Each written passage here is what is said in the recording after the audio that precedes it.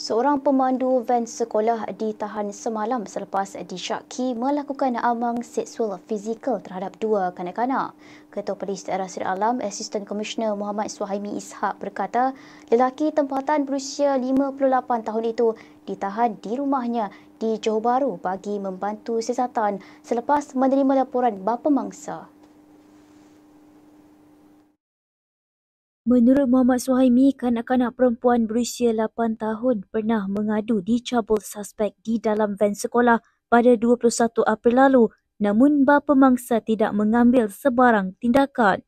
Bagaimanapun, kira-kira pukul 8 pagi semalam, bapa mangsa ternampak suspek mencabul seorang kanak-kanak lelaki berusia 7 tahun ketika van sekolah itu diparkir di Taman Redang sementara menunggu pelajar lain menaiki van terbabit.